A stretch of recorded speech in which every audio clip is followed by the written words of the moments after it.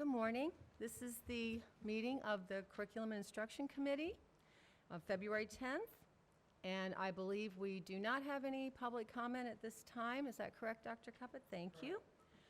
Okay, and first we'll approve the minutes. Are there any corrections to the minutes from our last meeting? Hearing none, the minutes will stand as approved. Any board member comments at this time? Hard work. Okay.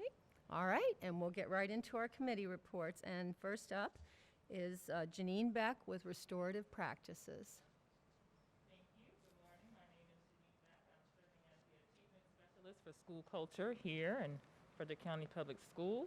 I'm sorry, could you just pull your mic a little bit in? I think it's really, yeah, there you go. You just pull All right, is that better? Yes. Okay.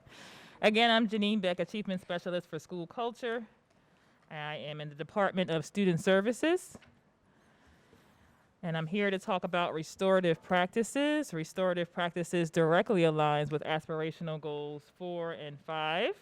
Aspirational Goal 4, looking at nurturing relationships with families and the entire community, sharing responsibility for student success, and demonstrating pride in all aspects of our school system. Aspirational Goal 5 looks at promoting a culture fostering wellness and civility for students and staff.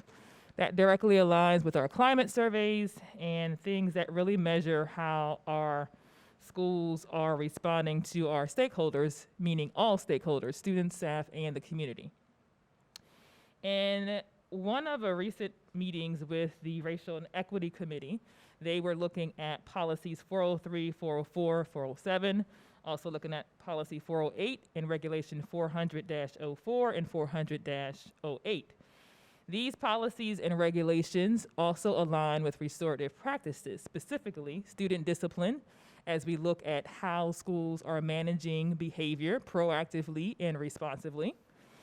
They also look at giving students a voice. We see that in action in our student voices that we've done across the county. It also looks at removal of student from a school area, so talking about referrals that happen when students are removed from a classroom. And restorative practices directly connect to all of these. Additionally, we look at suspensions, and we can see how restorative practices can serve as an alternative to a suspension. But if we have to suspend a student, it also allows us to have a formal conference in which we will be able to restore the harm in relationships and really identify what it needs for both parties, all parties, to exist again in their school community.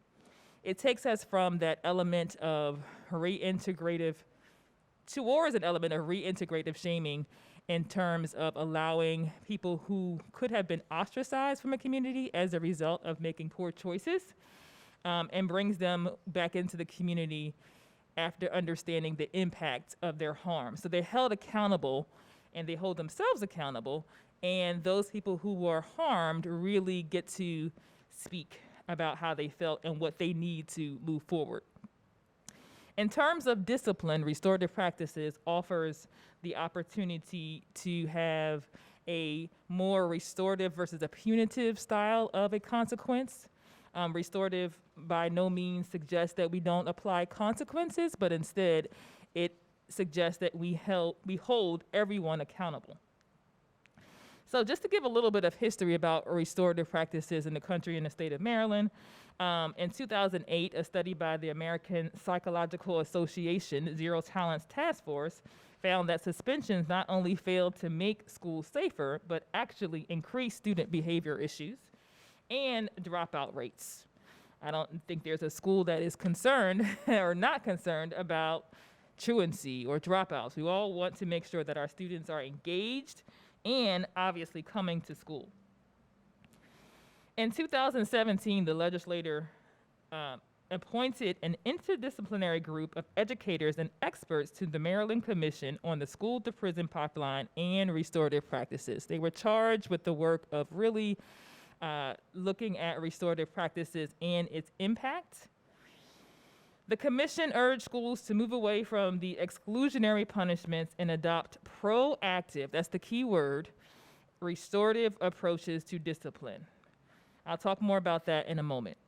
The recommendation was to include a range of potential problem-solving strategies such as restorative practices, mediation, and social-emotional learning curriculum.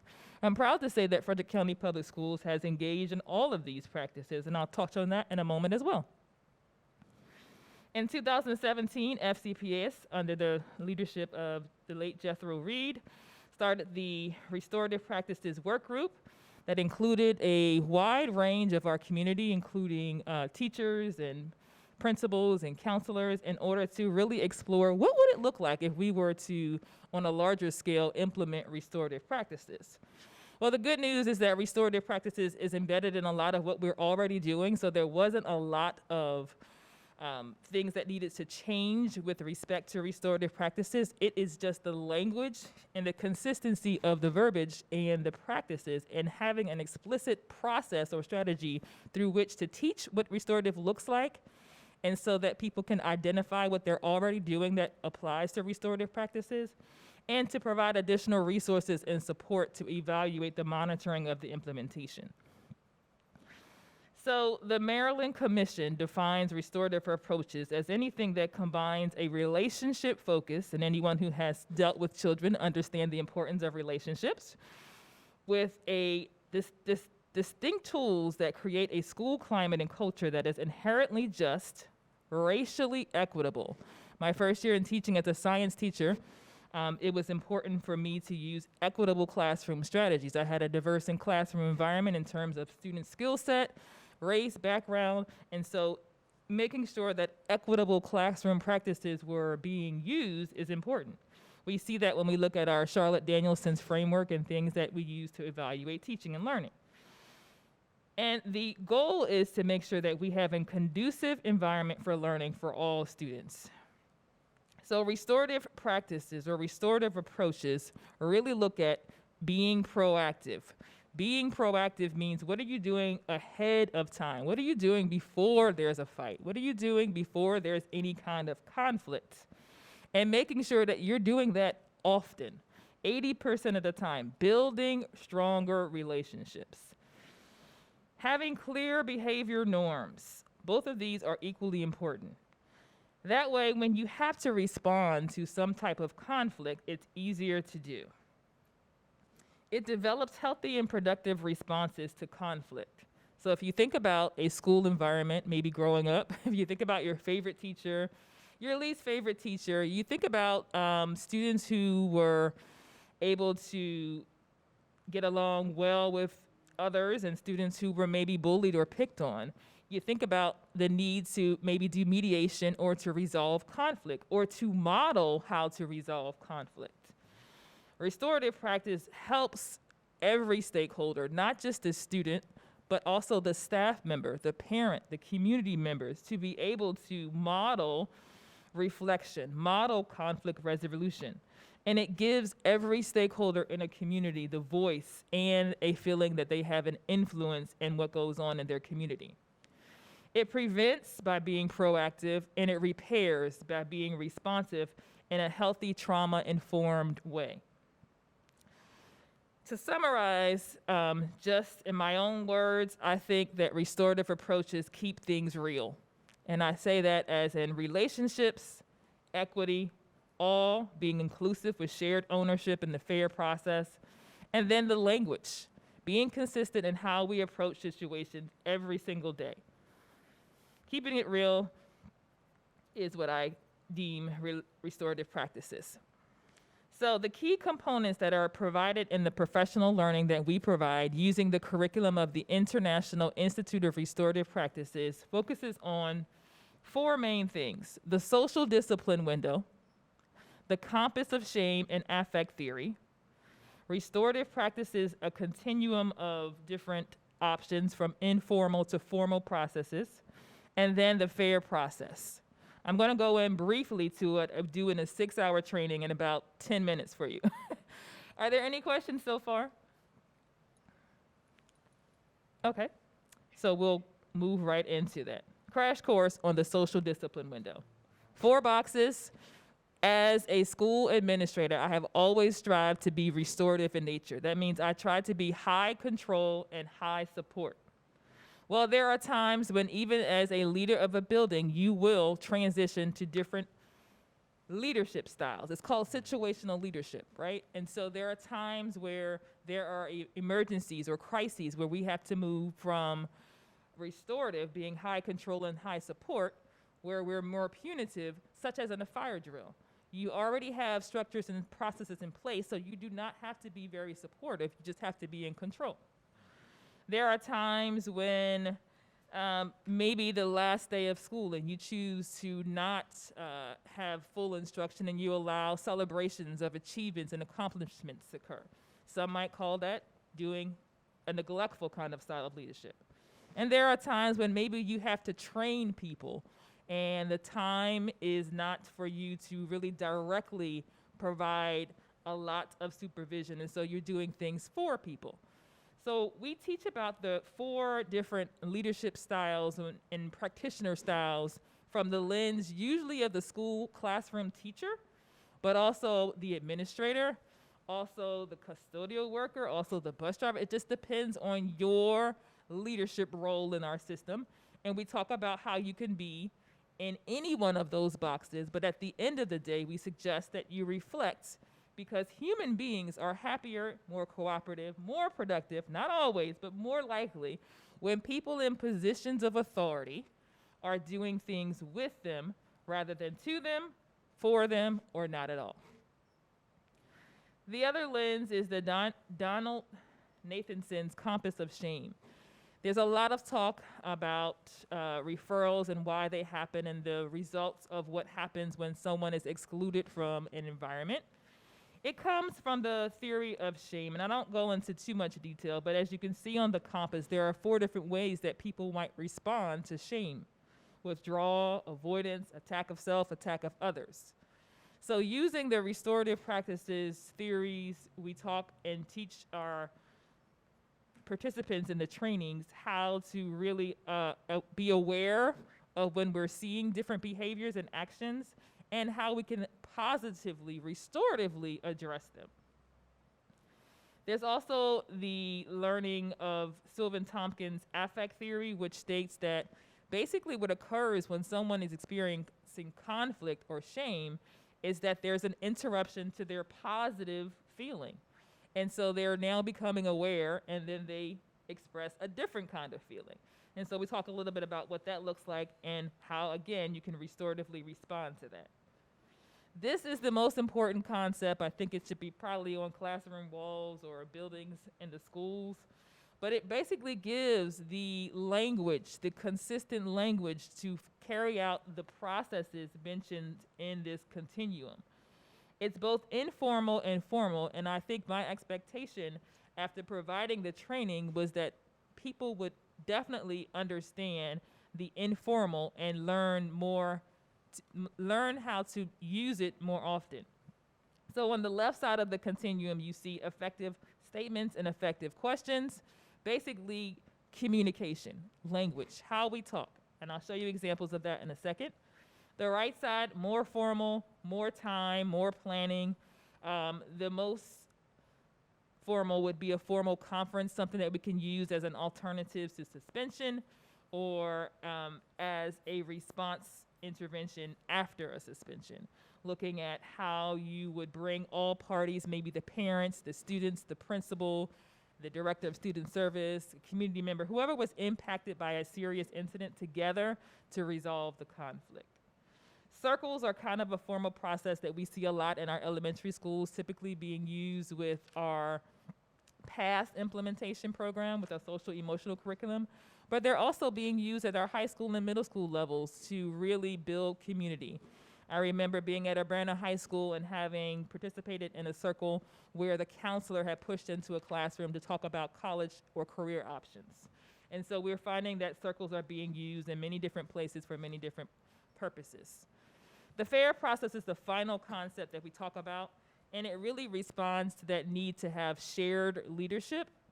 It states that students are more likely, Parents are more likely, staff members are more likely to trust and cooperate with systems when they feel the fair process is observed. I feel that Frederick County has used the fair process, and Dr. Albin, when we talked about in the board the rezoning and redistricting, there was plenty of engagement. We involved stakeholders by asking for their input. We explained. Everyone involved and affected was able to understand why decisions would be made. And then there's that expectation clarity. Once decisions are made, new rules are clearly stated so that everyone understands what's expected and what their consequences would be if they were not met. So the final question that I have or response in this presentation was, where do you see restorative practices in our system? Well, I see it everywhere. I see it in the Curriculum Instruction and Innovation Office through the use of Charlotte Danielson's framework and that observation and evaluation process. I see it in our Accelerating Achievement and Equity Office, where we're looking at cultural proficiency, equity, and all of the concepts that are in the trainings that are provided by Dr. Harris's office. We see it when we're looking at the Department of Student Services and all the services that our department, our psychologists, our CAS workers, our counselors, our therapists are providing. We see it in our classroom routines like paths, just having norms and expectations. We see it in our mindfulness lessons and even our counseling lessons that are proactively or responsively working with students on individual needs. The impact of restorative practices is something that we're looking at how to formally assess our implementation of restorative practices. However, it does, in the research, offer increased connections of all stakeholders in a community and improves the sense of belonging and social responsibility for all stakeholders. It promotes trauma-responsive support. So you're asking what rather than why. And it promotes physically and emotionally safe school environments for students and our families. So the effective statements was on the left side of the continuum when I spoke earlier, and I showed the continuum. It really helps us to do things like the last bullet states: feedback, boundaries, and empathy. So we're giving clear feedback, we're setting boundaries, and promoting empathy when we're communicating. Things that students, staff members, parents need. Effective questions. When we're problem solving, we are trying to promote reflection so people hold themselves accountable and reflect on what actually happened and what we can do to make things right. We encourage understanding of thoughts of others and what we were thinking to help resolve the conflict. Effective questions could look like, but are not only these: what happened? What were you thinking? What have you thought about since? Who was affected? What do you think we need to do to make things right?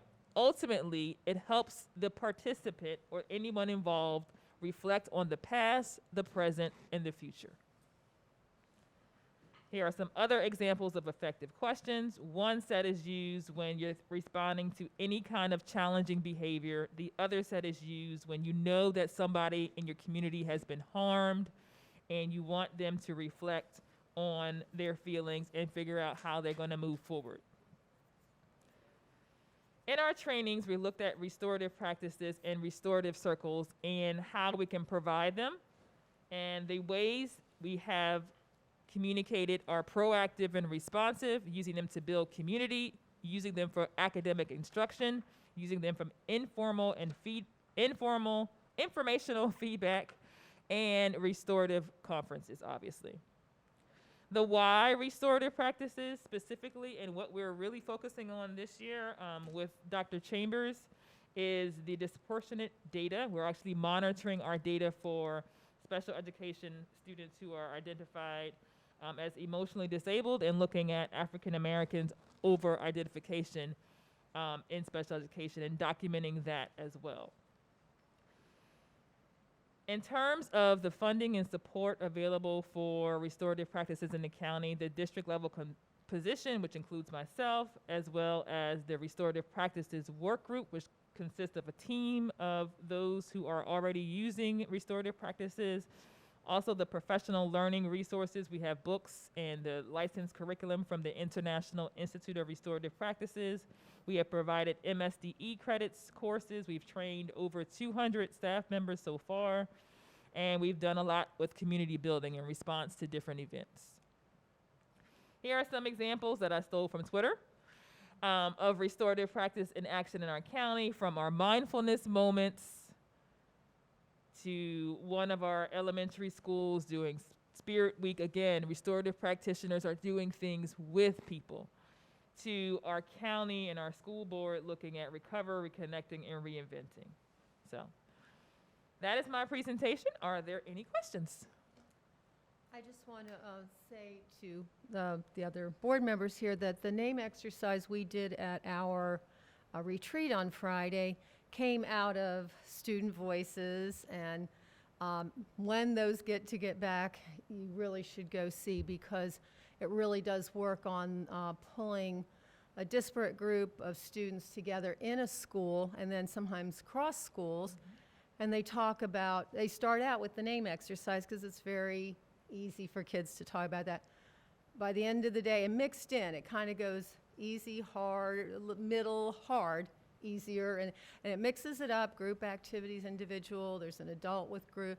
Anyway, it's great, but they get into some very heavy topics, and they get the students to talk about how the community perceives their school, why they think that is, what they can do about it. It's some very interesting conversations, and so that's where Jay Mason and I got that from. He had suggested that.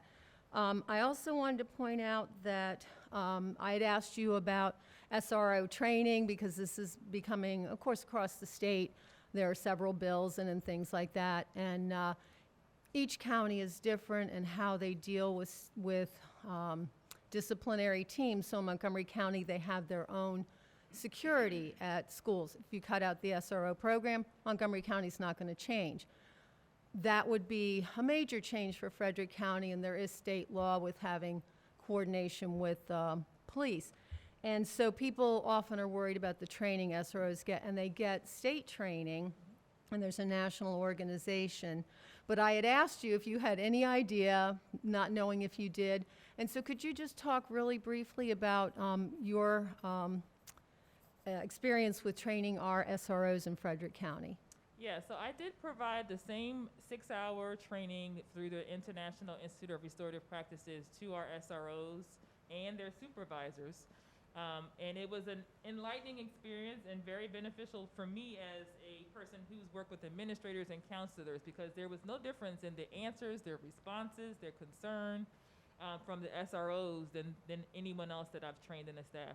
It was aligned and similar, some of the content, to some of their learnings and their trainings that they also have experienced. And they also received the resources as well.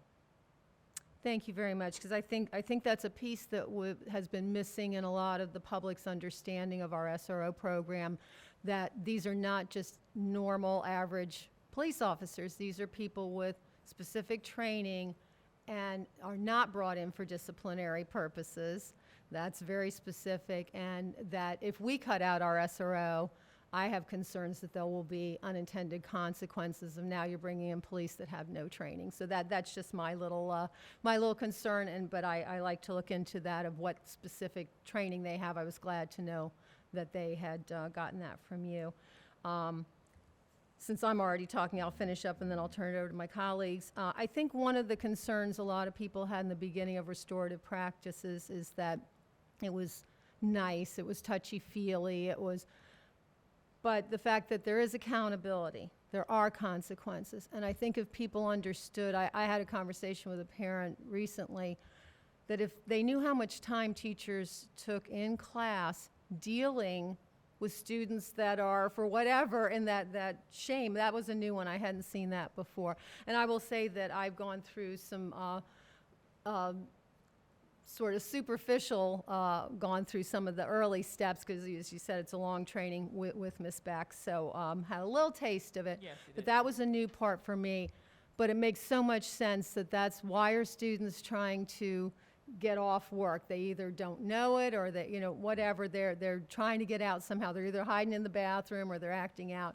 So that made a lot of sense. And teachers spend a lot of time redirecting students, where if you can get to the bottom of it and figure out and try to smooth it all over, you can actually, in the end, save time. So I think Right, I think the most common misnomer about restorative practices is exactly what you just said, that it's soft and mushy.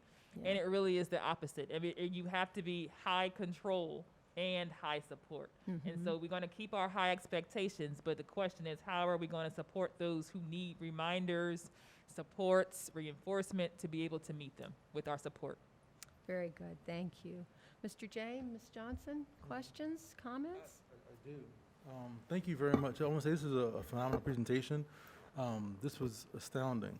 I've gone through several restorative practice trainings myself, and this was phenomenal. And if our staff are getting this right here, I know we're preparing them well. So I wanted to ask a couple of questions. What are we using for our resource for like, our restorative text? What are we leaning on for that? So there's a text called the Introduction to Restorative Practices for administrators, teachers. It's purchased through the International Institute of Restorative Practices. It's $14.95 a text, but we do provide that to the participants. We also have the cards that have the questions on the front and the back, one for when there's a conflict or a situation, and one for when there's a victimization, when somebody's actually harmed. We also have posters. We created our own county posters, and they come with posters. We're looking at ordering resources in both Spanish and English as well. And then the talking piece. We have ordered some talking pieces that are basically a globe that signifies the importance of diversity. Oh, awesome. I want to say I absolutely loved your REAL acronym. That was phenomenal. We should get that somewhere in policy. That was amazing. I wanted to ask a little bit more about the disproportionate data. Were we saying that we had students who were misidentified as emotional disabled? I think that in any district you could probably find students who may have been misidentified. I think it's more that there's the over-identification or the disproportionate number of students is the more of the focus, I believe. Okay. So looking at how we could identify if, in fact, there needs to be so many, or are there other strategies that we can try, interventions Right. to. Have there been some who were like maybe say, were reevaluated and go, oh, this wasn't the case? Maybe they, have there been students who were technically restored back to their place and kind of something? Dr. Harris just stepped up to the mic. Okay. That's a perfect segue, so let me tackle that question. Anyone who's more familiar with special education than I? Yeah, I'm going to defer to Dr. Harris on that. Okay. So with disproportionality, through the Balanced State Department of Education, all school systems are monitored for over-identification of any student group with suspensions, with over-identification in any category of students with disabilities, one of the 14 categories. And so in Frederick County Public Schools, what we have been monitoring for is the disproportionate identification of Black African American students for identification as emotional disability or for suspensions. Right. And the data that are used to monitor us is based on a risk ratio of 2.0. So it's a pretty low ratio when you think about the risk ratio factors that are used for school systems all over the United States. Usually it can be anywhere up to 5.0, but ours is very, very restrictive. So I had one small question in there, just for a small example. I had a student who was identified to me as special education. So as teaching her, I realized that this was a misidentification. She came from Ohio. She came to Frederick County. She's from Ohio. They thought she was SPED. This student is not SPED. So I brought it up with her IEP team, and she was re-identified and taken off that SPED track.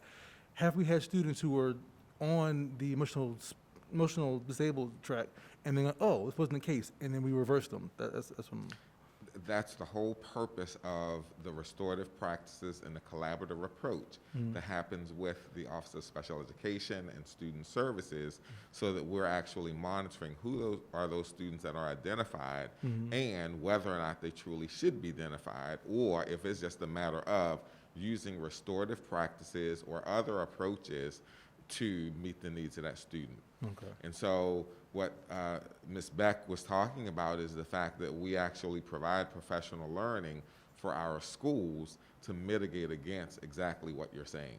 Okay, awesome.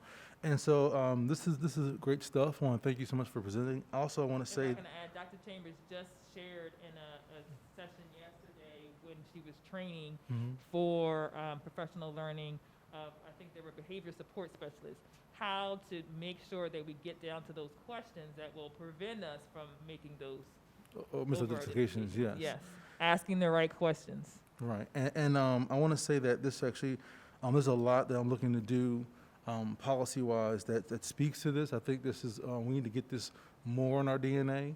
I think this actually is an approach that really just takes a student and makes them family. Because with a family, you're going to have flare-ups and misunderstandings, but the end goal is to be together. So if you have students ostracized, who feel like I'm not coming back to school, I quit, I'm not going back, being ostracized has been an impact of old school discipline. And so I'm so glad to see that we're kind of bringing it back full circle, making it more, this is actually, I know we have these names for it, restorative practice and equity, but it's about making students family. Because when you have a family, you might mess up, but we're going to bring you back into the family and restore you back to one fold. So I commend you on your work, and thank you very much. Thank you. Thank you. Ms. Johnson? Yes, thank you, and thank you again, Ms. Beck, for your presentation. I have to say, while I was running my campaign, I did seek out everything that you have posted on YouTube with respect to either trainings I've done. So I've kind of lurched in the background and been following your work. So I do want to thank you for that. I think one of the things, as I was watching the work that's being done in the schools and learning more about restorative practices, is the involvement of victims in the resolution. And I think a lot of people forget or don't know about that component of it, that sometimes what really might make a difference is just how the victim is treated during the response, and it gives them control as to how they would like to see a resolution. And I think for me personally, that's the one element that I've really been able to latch onto, that in regular disciplinary action, that punishments are set, maybe without consultation with the victim. So I appreciate that component. And one of the things I just want to get my own head around is I'm very data driven. So Mr. J and I are same last name, we think a lot alike. And I know he didn't bring up this question, but I'm going to want to know, how do you measure your success? Right, so we're putting these programs in place. What are going to be our measures of success? Is it reduced overall suspension rates, or are we combining reduced suspension rates for targeted groups, African American males? Are we tying any success, instead of reducing rates, are we going to have increased graduation rates? I'd like to know the rubric that you're using to define your success and what your goals are. So I know you have them. So our restorative practices work group is looking at different options. We do know what the research suggests, that there are supposed to be academic gains, there are supposed to be reductions in suspensions, reductions in discipline as a result of implementation. We do see in the research also that there's implementation takes some time, right, years. But Jen and Ms. Bingman and I were just talking about that. I don't know if you want to chime in at all with respect to the data points that we would be looking at. Unfortunately, because of the school closures, we don't have a lot of discipline data right now to look at. But we have been looking at which discipline data referrals, specifically what we would be measuring. I don't know. And I can share one for example. And so with the restorative practices work and the collaboration with the Office of Special Education, again, we were monitoring very closely the disproportionality of African American students being suspended, and then secondly, Black African American students being identified as emotionally disabled.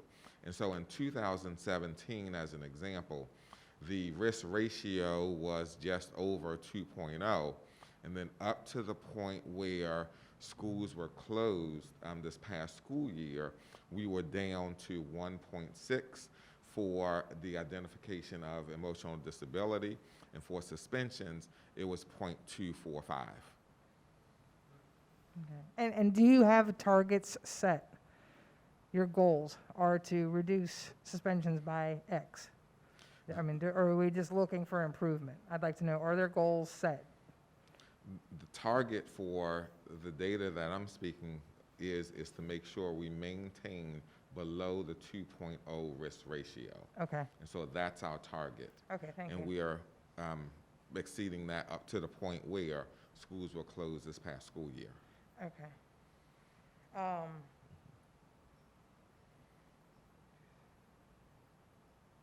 Okay, and I just wanted to point out, I know the meeting is recorded, that I was able to read in the work of the SRO program, I think the job description and I think some other information that was published by the sheriff did indicate that the SROs were going through restorative practice training.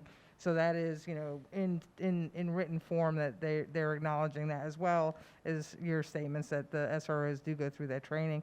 I do see the benefit of that, of making sure that, you know, there is an awareness, or we have confidence that the SROs are being trained in a manner that is in concert with what we seek here at FCPS, which we may not get if we're just having law enforcement come in off the street to help with whatever disciplinary actions we might need at the school. So I do believe in the collaborative relationships, and I'd like to see if we can continue to refine those. I think that is all I have, other than I appreciate all the excellent work you're doing, and I look forward to seeing an improvement in our data. I think it's personally one of the reasons why I ran for office was to help with issues of equity in our school system. And so these are the real things that, like, I know we talk about budgets and all that, but this is really where my heart is, and I love our community dearly, and I would like to make sure that we're doing everything we can for our students. Awesome. Well, thank you both. And congratulations to you both for your new positions. And thank you for your time today. Thank you, Ms. so Beck. much.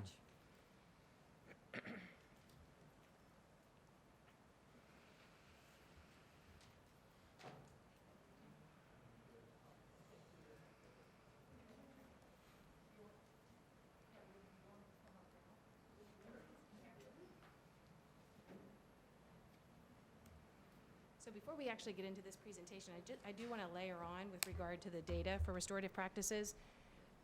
Last year, for the ESSA consolidated plan, we did set goals, and part of the goals were for our disproportionality and suspension. And so within our submission to MSDE, we did have that data, and we did plan to monitor that. But as Ms. Beck said, you know, with regard to COVID in March and then this school year, our discipline data has been impacted. So we did have goals, and we did set goals, and we were planning to monitor those goals, but then with COVID, we don't necessarily have the data to monitor for that. So I did want you to know that we do set goals, and we do have it included, and again, it was in our ESSA consolidated plan submission, and that is posted on the website. So if you want to take a look at that consolidated plan, it basically kind of tells you the whole story of FCPS. It's the old master plan, but MSD changed it to be the ESSA consolidated plan. So I do think we're going to have a lot of documentation produced in the future. It's going to have an asterisk of, you know, Yes. COVID era. Absolutely. Well, and I just, BC before COVID. Right. well, yeah, BC, Right. absolutely. Right. Because one of the things, just anecdotally, I think it's fairly common knowledge, at least up here on the dais, that I'm an EMT and firefighter, so our minutors are on all the time, 24 hours a day. And we are not capturing the data where, because we have police dispatch on there as well, where there's calls for an 11-year-old child threw their computer down the steps because the parent won't let them work in their room. You know, these are things that, like, I hear on actually a frequent basis. It's a little surprising, the amount of times I've heard of issues with parents calling for law enforcement help because of their child, and you hear the word school or you hear computer during school hours. And that's all data.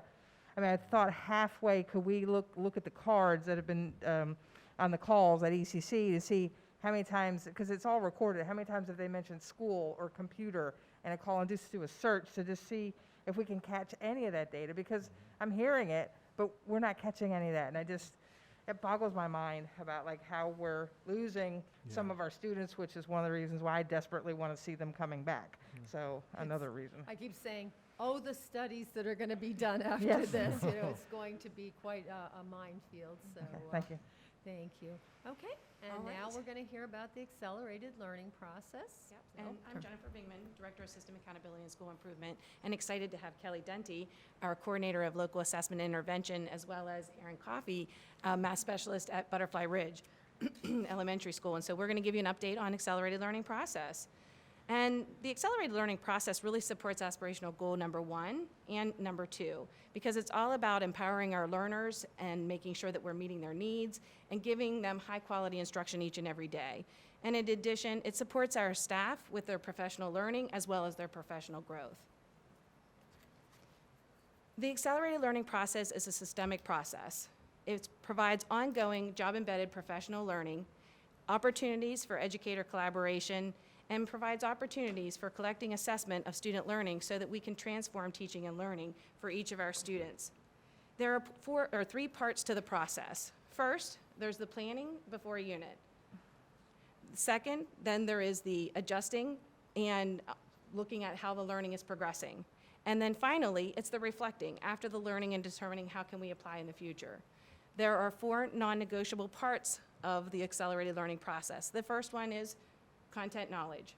What do the students need to know and what do they need to be able to do after the learning takes place?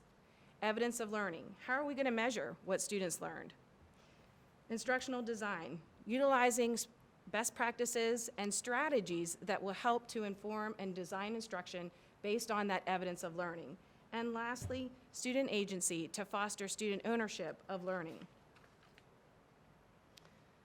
The accelerated learning process was really designed based on a body of research. So there were many different researchers that we looked into and really looked at as we determined what would the accelerated process look like in Frederick County Public Schools. Because what we knew is that we did have collaborative practices happening across our district, but we wanted to have a systemic plan and a systemic process that would be the same across all of our schools. And so when we did that, we looked at the body of research. And first of all, John Hattie's visible learning research, his meta-analyses, you can see that we looked at the collective teacher efficacy, and that has the highest effect size. And what collective teacher efficacy is that teachers have a shared belief that they, through collective action, can have an impact for each and every student and have that outcome that we desire. In addition to Hattie's research, we also looked at Dylan William with his learning sciences, DeFore's professional learning communities, and also Ron Thomas out of Towson University and his classroom CFIP. Focused improvement. Thank you. Classroom-focused improvement process. So that was the research that we utilized to design our accelerated learning process. So as we said, there were 4 non-negotiable components of the accelerated learning process, the first one being content knowledge.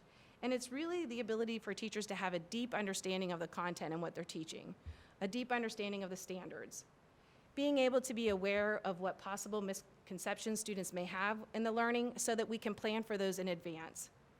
Also, knowing what are the best pedagogical approaches for each discipline so that we maximize the learning time and make sure that we are reaching each and every student. The second part is evidence of learning, where teachers analyze student work, all kinds of student work.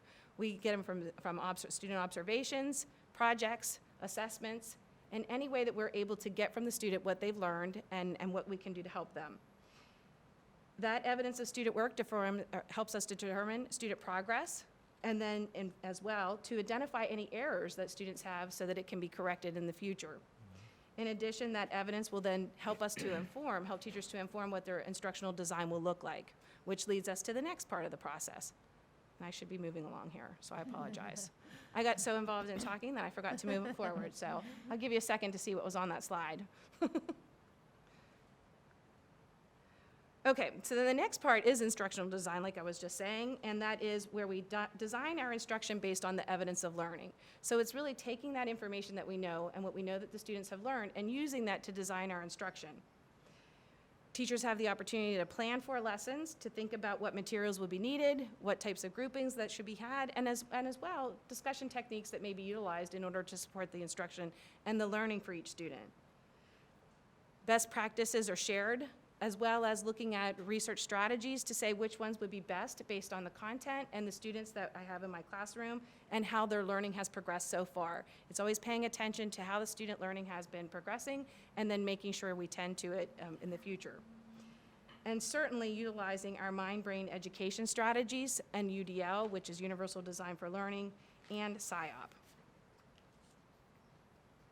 The last part is student agency, which empowers students to become agents of their learning. It's helping them to set their own goals, to be able to self-advocate for themselves, and be an active part in the learning process, to help them to know what is the success criteria, so that they know how that they can make sure that they're demonstrating the learning, that they have learned that information.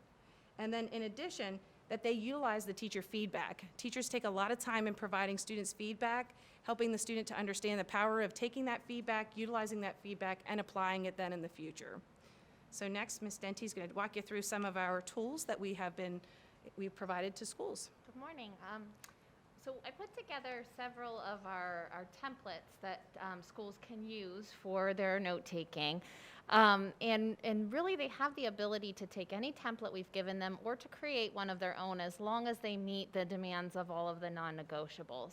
And what I have the benefit in my job of mentoring our ALP coaches, and we like to talk about the note-taking tool as not just a measure of accountability to capture the conversation, but more like you're culling together a time capsule, that you want to be able to look at this unit of instruction, look at the students that you had before you, figure out what worked and how do we replicate success for those students that it worked for. And if something didn't work, what do we do to change it or try again? And so we really want it to be a tool that can be useful unit after unit, year after year. It also helps serve as some progress monitoring for our school improvement process. And so those leaders can not only informally observe the ALP meetings, and we do encourage our administrators to attend as much as possible, but we also encourage them to have a place where we can house the data and the strategies so that they can keep track of student achievement data throughout the school year and kind of see how their school improvement plan is going. So for now, what you see, one example, is that we have each of those components. This is just the first page, but we would have content knowledge and evidence of learning represented here at each stage of the unit cycle. And then on the following page would be instructional design and student agency. And we can keep track of the conversation with links. You'll see that the guiding question links actually go to some questions for our coaches that are aligned to the framework for teaching. So two of our systemic priorities are obviously framework for teaching and ALP, and we know that framework for teaching captures exactly what our really successful teachers need to do in the classroom, but ALP is how they do it, how they plan to tackle that type of teaching. So the next one, this one we kind of synthesized the essential questions from each of those framework for teaching aligned questions so that there's like a quick snapshot. Sometimes our teams that were just starting out were getting overwhelmed with the parts of the process, so we wanted a tool where they could kind of just capture their initial thoughts and then dig deeper as they kind of learn to work together and collaborate together. And then we started, once we had a couple of years under our belt, and our central folks were starting to learn more about how teachers need to collaborate effectively together, we had our curriculum specialists and occasionally special ed leaders or EL leaders who would start to take the process and adopt it to the principles that they were trying to convey to teachers. This is what planning looks like in ELA.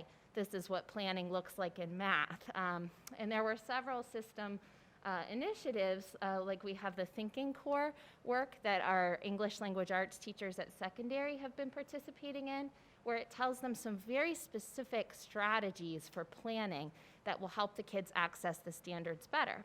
So this tool is actually created to kind of take that professional learning that teachers had and pull it into the ALP process. So this is a ELA-specific tool. This is not a unit planning tool, rather, but a tool that's used at the very end of the unit for teachers to reflect and apply what they've learned. So what they would do is they would take evidence of learning after they've taught the unit. Obviously, they would have been already looking at formative data all along. But when they have a summative measure and kids have participated in that test or assessment, they would go through and they would look at each of the standards to determine what did students learn, what are they still not doing. For this case, it's in math. And they would look at the scope and sequence of their curriculum to determine, do we come back around to this standard? Is this something that we're going to hit again, so we don't need to necessarily go back and reteach right now? Or is it something that we're not going to hit for a while, and we really need to carve out some time for reteaching and reassessment if kids aren't getting it? So that's an example from math. And then here's just like a little snapshot of kind of where we are. So in this school year, we really worked at expanding ALP. We started in middle school with our 4 core content areas, and we knew that we needed to, there were some pockets where we were struggling. Some of our smaller middle schools, the teacher might be an ELA teacher for 7th grade, and they don't have a 7th grade ELA partner because it's a smaller school. So during our time with virtual learning, we were actually able to pair some teachers across schools so that they would have a partner where they could actually talk real content with somebody that's teaching the exact same thing that they were. So that was exciting. And then we knew that it was not always very relevant for our CTE teachers who didn't have a CTE partner in the building to try to pair with a PE teacher or a music teacher. They could talk basic strategies, but they couldn't really get into the content because they didn't have a partner who was teaching the exact same thing that they were. So we've had some initiatives where we can pair teachers across schools for that purpose as well. And we have some central staff from CII who, especially Norma Gacki in CTE, who is really working at trying to do systemic ALP. And then high school, we started, because of the high school structure, there's a lot of trouble that principals were initially having with scheduling and trying to find teachers who teach like content that's common planning time. So what they were able to do was we started baby steps in algebra, year-long algebra, and in ELA. And now we're starting to expand as principals have gotten creative with schedules and also found times where teachers can meet virtually together.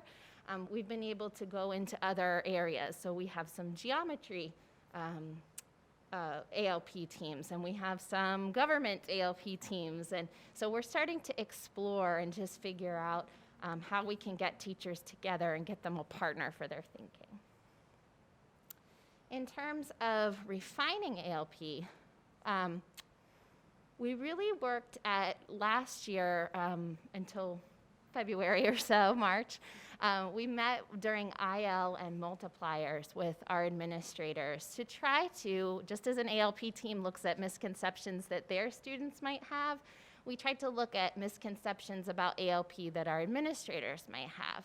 And so we did some sessions with them to look at, are you holding your meeting time sacred for teachers? Is PL, that standalone, kind of creeping into that collaborative time, or are you holding it sacred?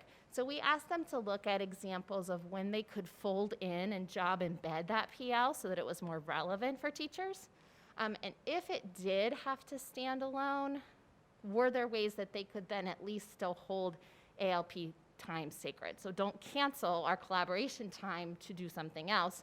Try to find another time that's logical to fit that in. So we did work with them on that. We also have been working on, for a while there were only a few of us that were mentoring and coaching in the buildings, but we've tried to build the knowledge base of our central leaders so that they could reach out at any time to all of the experts that we have here centrally to provide some support. So we have some members of CII, some members of AAE, who are folding ALP into what they do so that they can provide support to schools. We also have an MSDE course that we've run for 3 years now, where for instructional coaching and ALP, they participate in a course that really has 3 parts. There's a synchronous learning time where we can get together and the coaches can kind of talk to each other about common issues they're facing and how to combat those. We have an asynchronous part of the course where we look at culture and we have a text that we read together and talk about building an effective team and what are some pitfalls that teams might have, what are some interpersonal issues that might arise in a school building, and how do you make sure that you kind of make the best environment for risk-taking and discussion and really getting into instructional design planning. And then they also have one-on-one support where the course instructors will go and watch ALP, watch them in action, and kind of coach them and consult with them. We have about 115 educators that have taken the course so far. People who generally serve as ALP coaches fall into many roles. It's up to the principal to really decide who's going to serve in that role best. Sometimes we do have principals and assistant principals who lead ALPs themselves. Sometimes they have math or literacy specialists do so. Sometimes it's a team leader, a department chair. We've had special educators and EL teachers who are leading. And occasionally we just have teams that collaborate together on their own automatically. They don't need much coaching and support. They've been doing the process so long that they kind of have embedded the way of planning into the way that they do business. And so they're just monitored with some consulting from the leadership team. And then finally, we have made some great gains this year with middle school in introducing standards-based learning concepts in order to shift towards standards-based reporting. And all of that has been completely embedded within ALP. So we were able to do very small 3 to 5 minute video segments for middle schools where it would apply directly to what they were planning or what they were talking about. So they'd watch a little bit of information and they would have some discussion questions and the coach would facilitate discussion of those questions afterwards. And they would kind of roll that learning right into their planning. So it's been a really good avenue. We didn't have to find separate time for PL. We didn't have to pull anybody out of the building. So it was really exciting. It was a brand new PL model. Okay, so we were able to gather for you some perspective from each of our levels. We have a few testimonials that are written. We were able to get 2 videos for you, and then we have Miss Erin Coffey here to share a little bit from Butterfly Ridge. So first, because these are lengthy, I apologize. I'm just going to go ahead and read them out loud for you. But the elementary school perspective comes from a math specialist at North Frederick Elementary. And Ms. Roebuck says, ALP is a valuable time for our teachers to collaborate. As we navigate virtual instruction, we need to adjust how we present material to students. We cannot always see what a student is writing or how he or she is navigating a math problem as we have in the past. ALP allows us to look at standards and discuss options for how to teach and collect data in a virtual setting. It also offers a time for teachers to share what they've tried and what is working. We discuss various ways to collect real-time data and analyze where we want to go next. Our staff shares and celebrates many student successes and has been able to adjust instruction, specifically how material is presented virtually, in order to better meet the needs of our students. ALP also provided valuable time for teachers to check in with each other about concerns, questions, and suggestions from teammates. And Ms. Katie Schaefer at Ballinger Creek Middle School talks about her ELA teams. With all the changes the school year has brought, ALP is one way our teachers can connect with each other and feel less alone. ALP gives us a structure to collaborate with other teachers, special educators, and our administrators to monitor and analyze student progress with the content standards, adjust our instruction, and reflect on our teaching. We have a lot of new faces in my building, and ALP has allowed each of us to feel like we're part of a team that is focused on helping all students succeed, both virtually and moving forward. And then Ms. Leslie Bird from Frederick High with her math teams. Says we have many new people on our algebra and geometry teams. ALP allows us to create common expectations with curriculum, workload, and flow, and common assessments. The assessments help guide our instruction, provide opportunities for us to talk about success criteria and feedback, along with students' common misconceptions. We identify better ways to scaffold for struggling students and our English learners. Teachers add to their toolbox of practices to actively engage learners in providing real-time feedback. These teachers engage in collegial conversation centered around supporting students, instructional standards, and each other. Our AP, EL, and co-teachers, math specialists, and at least one special educator attend all meetings. One of the greatest benefits to the virtual schedule has been job-embedded time to collaborate. And we have a video from Catoctin High School. We considered having teachers from all levels come and speak, but we just know that teacher time is so, we really appreciate Ms. Coffey coming here to talk with you today. So instead, we did ask them to send us a video so at least you could hear from some of the teachers. Whoops. Do you want to go ahead and share your, any perspective and information while I get logged in here? Sure. Hello, it's nice to be here. Can you hear me okay? All right. I'm very excited to actually talk to you about ALP because it's one of my favorite parts of my job, actually. But I thought it would be most beneficial to share what our teachers are saying. So I work at a Title I school, and I am required to have an evaluation after every ALP session. So the evaluations allow me to plan ALP sessions that are most beneficial for our teachers. One of the questions we ask says, on a scale of 1 to 5, with 1 being not at all and 5 being very much so, rate how the work completed today during ALP will accelerate learning in your classroom. The average response for reading and math is 4.5. So our teachers are finding value in this time together. I work at a school where we do ALP every week for both math and reading. Our principal has valued this time and has worked to provide in-house coverage so that our teachers have additional planning time to be able to do math and reading each week. So another part of our evaluation asks, which part of today's ALP was most useful for you? And I'd like to share some responses with you. One teacher said, the entire thing. I love coming to ALP. It is always helpful and productive. Thank you. Celebrating our successes, looking at level 3 questions. Level 3 questions are based on Webb's depth of knowledge, so it's accelerating the learning of our students who are already meeting grade level expectations. Talking about what's going on and what's going well with fractions, as well as what is challenging for our students. This slide shows that you are providing for whole group are very helpful. The visual and the visuals for language targets. We're trying to support our EL students here. Everything. Learning about the 3-act tasks, discovering virtual math tools, learning how to use Pear Deck as an interactive math assessment tool, listening to how others are helping their students understand fractions.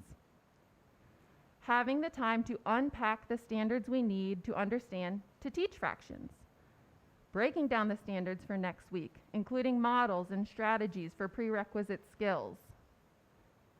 Looking at standards, misconceptions, resources. Also, strategies for building more student agency and making learning intentions and success criteria messy so that students can evaluate their own understanding at the end of a lesson. I have a lot more. I could keep going. But one thing that I want to point out about ALP is that in the elementary school, as you're aware, most teachers are teaching social emotional learning, science, social studies, math, reading, and writing. Within the math and reading classroom, especially at my school, a 5th grade teacher might have a student reading or performing on a 2nd grade level, a 4th grade level, a 5th grade level, and a 6th grade level. They average about 40 minutes of planning time a day. Within that 40 minutes, it's not reasonable for them to be able to plan instruction for such a wide range of learners, and ALP has afforded us the time to do that. And it's not just teachers asking me, it's teachers asking each other. It's that collective teacher efficacy that Ms. Bingman talked about. That's actually one of our strategies on our school improvement plan. I am a facilitator. I am not the answer of everything. It's our teachers depending on each other, and ALP has given them the time to do this. Also, as a math specialist, I am able to be more connected to my teams by having these ALP sessions. Without ALP, I wouldn't be able to develop formative assessment that's as purposeful for the students. I wouldn't be able to go in and model instructional strategies or instructional practices. So that has really helped me get to know my teams, the teacher's needs, the student needs. I hear you talk about, Ms. Johnson, issues of equity in our school system. I believe that ALP addresses that. We have, the gap is getting wider and wider with what students know, and without ALP, we wouldn't be able to address that equity gap. And really, ALP will help us to really determine what unfinished learning students have, and where do we need to make sure that we are supporting students with those standards. And so ALP will help teachers to identify those places and then to be able to mitigate them together as they collaborate with one another. So we do have 2 videos, one from a middle school advanced academic specialist at Walkersville, and then an English teacher at Catoctin High School that we can share with you to hear what they had to say. Hi, my name is Mark Elias, and I am the Advanced Academic Specialist at Walkersville Middle School. The intricate part of our unit planning for many years. It benefits teachers because we're looking at backwards mapping by concentrating on the standards first, then planning out assessments, and finally planning day-to-day lessons. Students benefit from this because now they are learning lessons that are not only part of that discipline, but a multidisciplinary lesson as well. Thank you. It was short, and could you hear it at all? Yes. Oh, good, okay. Yep. And then here is the one from Catoctin High School, and she's an English teacher. Hi everyone, I'm Pam Adams Campbell. I'm the literacy specialist at Catoctin High School. Hi, I'm Olivia Onks. I am a 9th and 10th grade English teacher at Catoctin High School. We're here today to talk to you about the ALP process and how we're using it at Catoctin High School and how it has allowed us as an English department to change and grow our mindset toward teaching strategies for our students. For example, our mindsets have changed in the sense that we focus primarily on 10th grade data and looked at that to improve our teaching strategies and individualize for the students. I was then able to take that back for my 9th graders, since I primarily taught 9th grade sections of English last year, and adapt it based on the 9th grade data and implement those strategies to improve their learning as well. Looking at this data has also helped us to have informed discussions about individual students, and it helps us to assess their areas of strength and their areas of need, so that our targeted discussions can center on a need for enrichment for some students or reteaching for others. During the OUT process, we look at and utilize the resources given through the county and through the Thinking Core grant. These resources provide rigorous instruction that is based upon grade level standards. We use these resources to improve our students' analytical skills, their ability to reason, and their ability to discuss their thinking and reasoning using content and grade level standard specific language.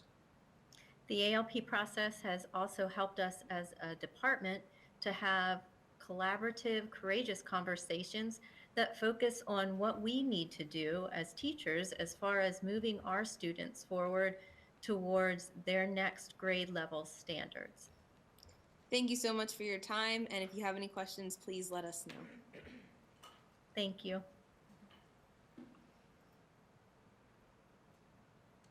Oops. So as far as impact and data collection and to say, is it working, we always look at both quantitative as well as qualitative.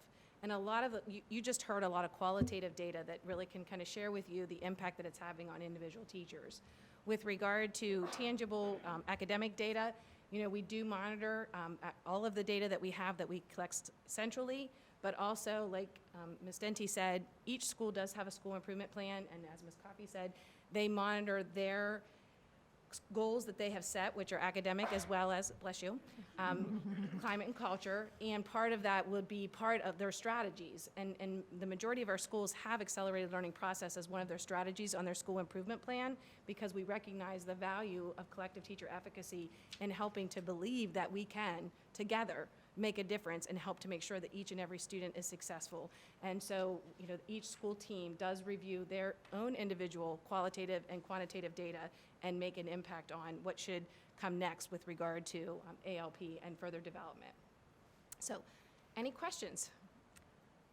I just want to say that I missed ALP. I retired in 2018, but as I campaigned into the fall, and I would maybe be places and I would see teachers, I started hearing about this ALP process, and not in the nicest of terms, I mean, teachers love their time for doing what they think they should do. So it's sounding like it's coming along, and I don't think it's right. It takes teachers, my experience was, it takes teachers sometimes a little while to get on board because they're thinking what they got to do over here until they, and as adult learners, until they start to see the benefits. And then once they do, then you start to get more buy-in. And so I think that's good. And I think last year I kind of stepped on Dr. Marco's toes when I asked some questions, and it was like, this is one of those things where we're trying to have a systemic effort so that when teachers go from school to school, it's not this brand new thing. And I am all for that. So I felt a little chagrined, and I applaud Dr. Marco for his efforts to make us a system. And thank you for answering my questions, and I think you embedded a lot of the things in, basically touched on all the questions I had in your presentation. So I guess the one thing I would ask, and the last thing I was going to say is, this is so, you might have called it water cooler or copy machine talk the teachers have always done, right? I'm having trouble with this. What have you done? So this formalizes that, which obviously is something teachers were doing all along for themselves. So I think that's really good. But the only question that I would have is, as a system, some people are going to do this better than others. Is there a way to kind of monitor from data that you get, or like copies of their recording sheets? I don't know if you get that. To say, this school might need a little help. They're not really getting the idea. So if you could address that. Yeah. I can also layer on, I'm sorry. Oh, that's okay. Our SAIL directors, our instructional directors for each one of the levels, they each have a group of schools that they supervise, and part of what they have is they actually attend ALP meetings in each school. So part of what they are doing is attending those meetings, giving feedback to the teams, and then would also be able to reach out to Ms. Denty, or if they need some additional support to help them to further develop. So that structure is already in place so that we have people who they know the school, they know the leaders, they know the data, and then they are able to really kind of help with that oversight, and then also to reach out whenever they need that additional support to help and support the team. And that's what I was going to say. We have the lines of communication open, and it's worked really well that sometimes it's a principal that comes to me, or an AP, sometimes a lit or math specialist, but sometimes the SAIL directors will say, we need some help here. And we like to do what we call an ALP reset. And a lot of times the root of the problem is that the teachers didn't help own the process from the ground up. It was told to them, this is what you do. So what we do is we explain to them, again, this is actually a process that there are some non-negotiables, but we can create what it is it's supposed to look like. We give them some ideals, and they engage in an activity where they talk about what they want to keep doing, start doing, and stop doing. And so it kind of celebrates where they've been and acknowledges that they were collaborating. But then it gives them the opportunity to own the things that they want to do to improve the process. And then we can provide coaching support in an ongoing fashion. So that's worked really well so far. And then the SAIL directors help monitor that growth as they're looking at the school improvement plan, since ALP is the strategy they're using. And we also did develop a tool for administrators that they could utilize to say, is this an effective ALP team? So it would be looking at, are teachers actually actively participating, or is it that the person who's leading is doing a presentation the entire time?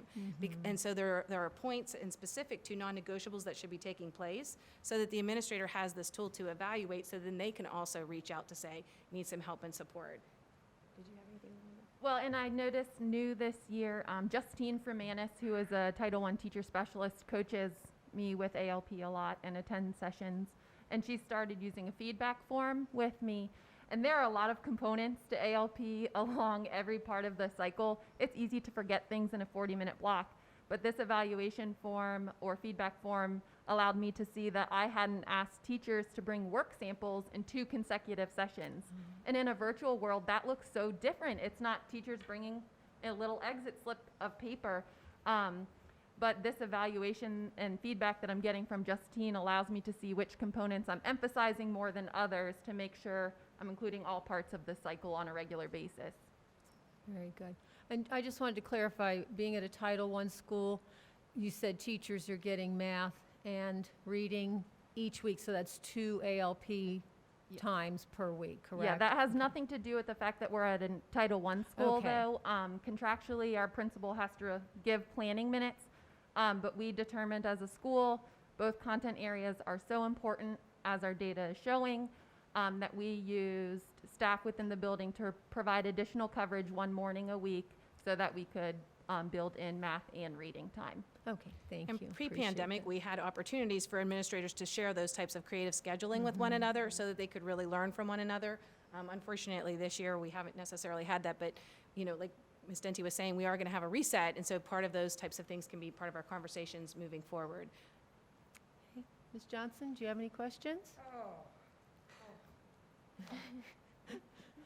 Well, we're all teachers up here. Yeah, And it's just, when I hear this, and just if you just see your gestures of cycles and improvement and opportunity for planning and analyzing the learning process, what's working, I mean, it literally just fills me with warmth of why we are teachers.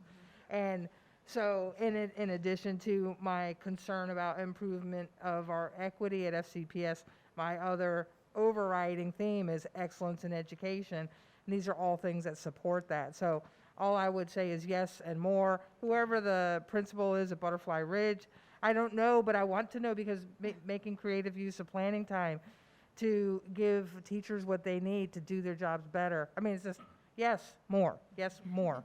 Whatever I can do personally, if there's anything I can do, please let me know. I'm like 100% all about this. Well, Go forth and keep doing. Being here for the restorative, I heard a bit of the restorative practices. So when we moved to having both subject areas each week, we actually had our specials, our PE, music, media, and art teachers are the ones who are covering the classrooms in the morning. And it was an amazing opportunity for them, because that put our specials teachers responsible for PATHS, our social emotional learning program, once a week. So now our specials teachers are understanding the language of PATHS and restorative circles, so that teachers can leave their students 1 day a week to go do math or reading ALP. So everything's coming full circle with restorative practices, ALP, and equity. So it's cool to hear that. Yes, more. Yeah. Okay, that's it. Mr. J? Thank you. I want to thank you for And thank you. I'm sorry. Sorry. That's it. So I want to thank you for presenting today. I really appreciate you guys coming down. So as Karen mentioned, we're all teachers here, and so as teachers, I have some other questions. And so I'll be flip coin today. So one thing as an educator, one thing is going to be nearest and dearest to your heart, other than your students, is going to be your planning time. And so I want to hear, so I have some questions that really come around protecting teachers' planning time. Now, I want to thank you for what you're doing. Currently, I'm engaged in a collaborative cross-county, similar, I guess, teaming collaborative session, ALP kind of thing. And some of my best solutions have come from quick chats with other educators. And, you know, honestly, earlier in my career, it was the masters at the copier. Oh, what's that? That's good. Oh, so I know a collaboration with other educators that's gold. But I have some questions. It started coming out in bits and pieces while you were talking. My thoughts were about protecting time, reducing stress, and is there opportunity for this to be punitive? And so when I hear that there's a rubric for how it's done, and you know we have some non-negotiables, and unfortunately I know that every plan is not applied the same over every school. And where you may have one principal who's very liberal, who allows you to be, be flexible, and it's more teacher driven, and they get their needs met. They're all focusing on, fractions today. Me too with fractions. And they kind of just digging on it, and great. Somebody might go, you're going to do X, Y, and Z. I got this rubric here. You got to fill out. You got to have all this filled out. And on just this entire chart you have here, when everybody had this filled out, all right, guys, we got to fill this chart out. And I got to turn it into principal. Okay, I've been in those meetings where it's not. It's like there's this dream where this principal who hears it and gives you this form. Like, all these forms you got to fill out. We got to sit here and fill this out. We got to do this every week, and it becomes the opposite of what you intend. Mm-hmm. So I really want to hear how that's not going to happen. And let's see, you mentioned fluidity. So I, as a teacher who taught science and computer science and things, there's times when I know I'm the only guy doing it. And so who I plan with, I guess me, myself, and I. And I know that cross collaboration across the county that can happen, but it's not going to be every single case. And so with that flexibility in some schools, and other schools don't have flexibility, there's some teacher inequity there. Well, he gets to plan with just him and Bob on every other Tuesday. We got to do say every. So how are we addressing those issues where this is a wonderful idea? I've done it. I've honestly, my best things I've gotten from people have been quick talking to teachers, but also there's a dark side to it. So I want to hear how do we protect teachers' time on the dark side of things? I feel like you were in all of our conversations. Yeah. I feel like we had these exact same conversations as we talked about creating a feedback tool and not having it become exactly what you're talking about. And the worry of when we put these things in place, that it becomes more about compliance rather than the way we do business and really satisfying a need that teachers have to help build their efficacy.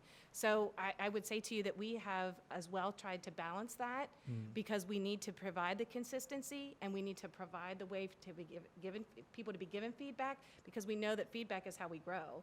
Like if we never hear that feedback, we just keep doing the same thing. And so how can we give that feedback and then not make it about compliance? Right. And so punitive, we should never have it be punitive.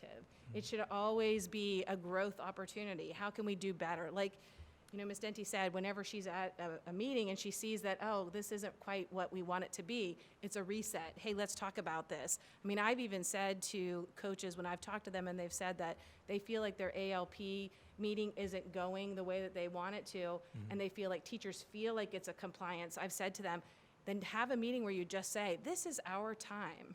We're focusing on content knowledge, evidence of learning, instructional design, and student agency.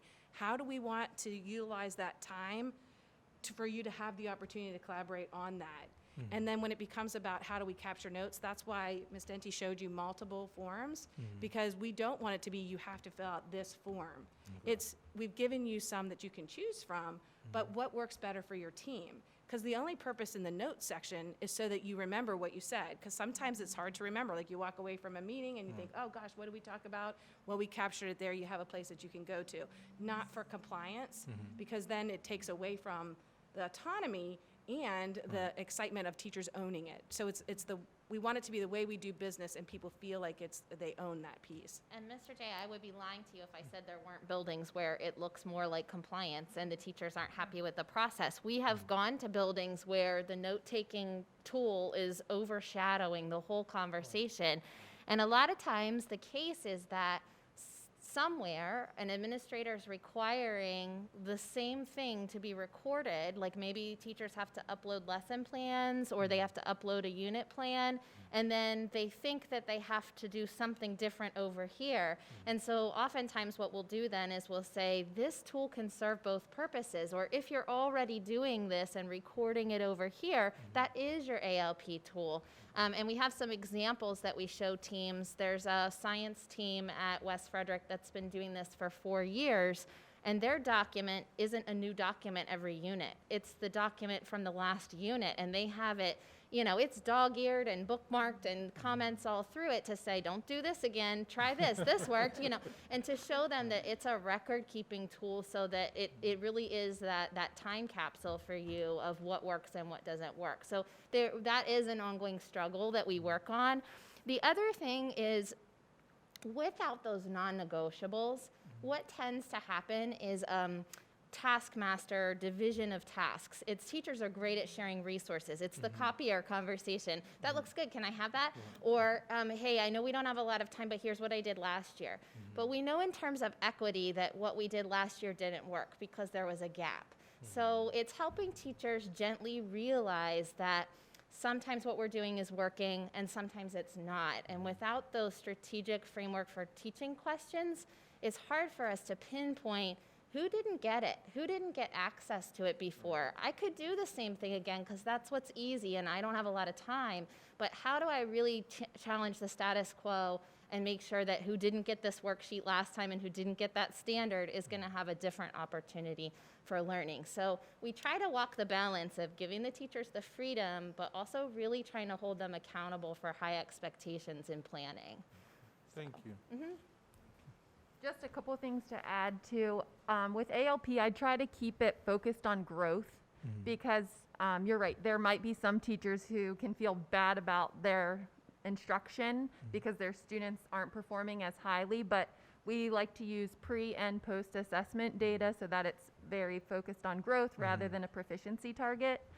And I remember as a classroom teacher getting these spreadsheets that I'd have to fill out prior to going to a CFIP or a data meeting. And that just made it not beneficial for me because it was another thing I had to do. Right. But we try and do a lot of on-the-spot reflection that's very informal. So I'll put chart paper up on the walls where they can write down the student's strengths and then the areas of misconception rather than a spreadsheet that we have to formally fill in.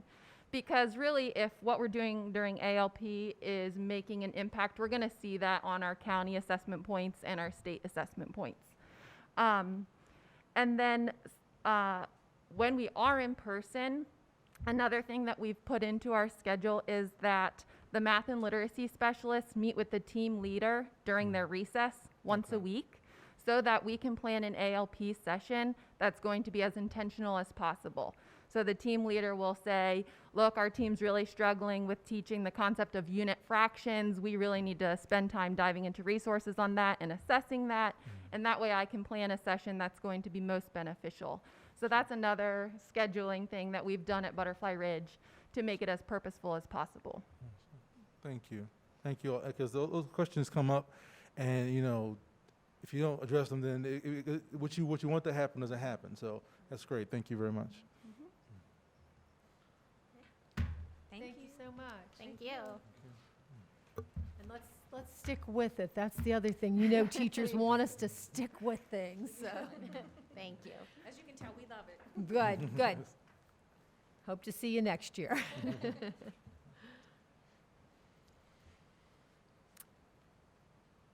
All right, Dr. Cuppett. Yep, so Ms. Yoho, I did mention to you that we'd received a public comment that we weren't sure whether it was a phishing or a spam attempt. Yes. I did move that over to Director of Technology Infrastructure's department, and they vetted that it is valid. So if you'd like, I could go ahead and read that. Yes, since Okay. we're doing well on time, go right ahead. So this is from Christopher Ziglinski. This was sent as a kind of a nationwide email.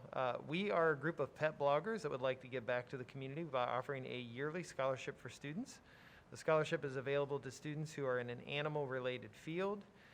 Students will have the opportunity to respond to an essay prompt. More details are at the link below. If you're interested, please post this on your website. My recommendation is we'll just forward this to Janet Shipman to be with our other scholarship-related materials. Is that okay? All right. That is fine. And then I think next was scheduled items for the next meeting. So, so for Ms. Johnson and Mr. Jay, next meeting we will have our Alexia Core 5 presentation that I shared with, that we were talking about the efficacy of that particular tool. But that's also a big meeting for any proposed curriculum revision, so any changes to any standards associated with any level in the system. So if MSDE has changed a standard, we would kind of bring the information to you, let you know we're going to align to the MSDE standards. We show you what those standards or curriculum changes might be, and talk to you a little bit about the work that we'd like to do over that summer, over the summer curriculum workshops to prepare for those changes. It would also be a time when we bring any new courses that we're going to run. and talk about the development of those courses. And we do this, we share it with the C&I committee, and then it's placed on the consent agenda 2 weeks later for any other board members to then go in and review what was shared at the C&I committee meeting. And then at that consent agenda, it's approved, and then we go ahead and proceed with the work as we had outlined in the presentation. So this is kind of a big, from a curriculum and instruction standpoint, this is one of the bigger presentations because it does show you what changes are coming. I do have a question. Mhm. Can I ask? Go right Oh, okay. ahead. So with Lexia and Core 5 Yes. and our efforts to move toward the hybrid learning, Mhm. I have a concern, and I'd like to see if we can somehow wrap this or start to answer my questions now, and maybe involve DTI as soon as possible. But we're using more electronic resources, but I am seeing evidence that students don't have the tools to access those electronic resources. When you say tools, can you clarify what you mean Like by that? lack of Chromebooks in schools. So we're currently 1-to-1 at middle and high school, and we have the Elementary board, schools. The board had set a goal of 1 to 3 in grades K, or grades 2 through 5 in their previous goal. And we are at that ratio, it's 1 to 3, grades 2 through 5. But that doesn't account for K and 1 per se. So I know at one point Dr. Albin had proposed to the board, it may not be this board, it might have actually been the previous board, that if the board wanted to update that goal and move towards a 1-to-1 in the elementary level, we could start laying out a plan for that particular approach. I just don't understand how we're going to continue to grow our use of electronic resources and not have accessibility to them for all of our students. Yeah, and I think typically the way, Ms. Johnson, it works in the elementary level is if I'm a third grade teacher and I want students to access Lexia, let's say we're in normal operations, post-COVID, which is a time we all look forward to. If I'm the classroom teacher, I may only need enough devices to run a station because I'm doing a rotation in my classroom already, so maybe a rotation for reading group. I may have a collaborative group in the classroom, and then I may have X number of Chromebooks to be available for a station. So only 6 students may go to that. So in normal operations, not everybody having a single device is not problematic, I would think, if you're running it that way. It has been challenging. I know this year and since we had the closure in March, students were certainly using their own devices at home. We were deploying Chromebooks to those families that did not have access to any kind of device. So now that we move back into a hybrid model, the goal, I think, has always been to try to make the time at school less screen time. We have been hearing a lot from families about the amount of time that kids are on devices. So students at home would still be able to access. So for instance, Lexia might be something that they do on the days that they're not face-to-face, but not do it on the days when they're in school. So depending on how a teacher designs that instruction, the Lexia, because typically there's no requirement that kids be on Lexia every day. They have a target times that they're allocated. So 60 if they minutes. only have 80 minutes, they could probably do that on their 3 days when they're virtual versus when they're in classrooms. I personally don't object to having more devices available for teachers and their kids. I also want to add that in elementary schools, there's usually at least one computer lab where you can take your whole class, and it just depends on whether you have an assigned time or whether you sign up for times. That was, I use that a lot. My point is, we're in the environment we're in today, Yeah. right now. And Yeah. I don't personally see that changing back. We're never going to go back to what was pre-COVID. It's going to take years for that to level out, in my opinion. I just think we're in this for a longer haul, and I'm just concerned that we're spending money on electronic resources and that there's this possibility, actually I know it's a reality, that students don't have access to these electronic resources. Well, So- I totally support you in the idea. I think what the couple was saying before, I think we support is going 1-to-1. I think it's time. I honestly, Yeah. to my initial understanding, previously I thought we were, I found out it's only at 2 levels. So I'm in full support doing that at all 3 levels. And I support you in theory. I know, there's money, and I know, and I'm actually surprised, But if we set a actually, goal, at we can replacement accomplish cycles it. here that we're on 5 years, and, you know, I mean, this, when you depreciate assets like that in a business, a computer is usually depreciated to nothing after 3 years. I know at FTC, we work on a 3-year cycle. So I'm still trying to get my head around the, you know, like, there's technology that's been out there for much longer than 5 years that's still being used. So, I mean, that's a bigger Welcome to issue. the public schools. And I'm willing to make an effort to be part of the solution. I just recognize it as an immediate need that I don't think is going to go away. And Yeah, I think it should be part think of we our set the conversation. goal and then seek to accomplish it. Like Yeah. the couple said before, we met And- our previous goals. We set a new goal and then go for it. No, and as I say, I support that in theory until you put it in the list of, we want more psychologists, which sometimes the state legislature tries to dip their toe in mandating. We want more, social workers. We want more special ed teachers. And so when you start, it's always a balancing act, and you're going to see that. And so in theory, I absolutely support. As an elementary teacher, there were many times I would have loved to have one-on-one, but I did not need it on a daily basis. And as long as you can coordinate with your team, it's not great, but it works. Because as Dr. Cupp had said, when the students are with you for reading group, they don't need a device. When they're doing their follow-up from reading group, they probably don't need a device. Then there's this other time span where it was great to have. Yeah, but they're not using books right now. Well, And also we can't have They them will be. collaborating much on computers. They They will can't do be. stations as much anymore either. Stations have to be, wiped down every 5 minutes. and that's not going to happen right Yeah, so now. we- Like, I there's not think- going to be a lot of movement in the classes. Yeah, So I'm exactly. talking post-COVID and pre-COVID. So I just think I think the goal for going 1-to-1 is not a bad goal at all. I think it's a great I goal. I do not say it's a bad goal. It's just, it's going to be in competition with priorities. And it's going, and Mr. Young was a big one for putting in for replacement cycle, because that didn't even exist. Because the technology is very expensive. And so then it's, well, is that the way we want to go? Or do we want these personnel? Or do we lobby for both, which we always do? But then the realities come in. So Well, I'm with you. yeah. We just have to, we'll just see where it goes. And as, if the board wants to. We set got it- some new blood ready to beat our heads against the wall, I guess. Yeah, And no, and like if I the whole said board before, wants to if you set that. want it, you find a way. You make Yeah. it happen. You find a way. I wish that were true. I wish that were true.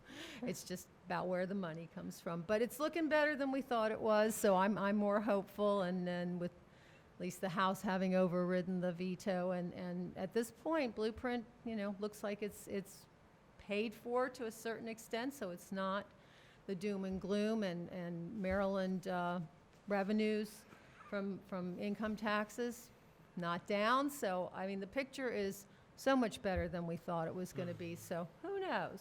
You never know. And it's something for the whole board to set for priorities. So unless there's anything else for the good of the group, we are adjourned. Thank Thank you all. Thank you.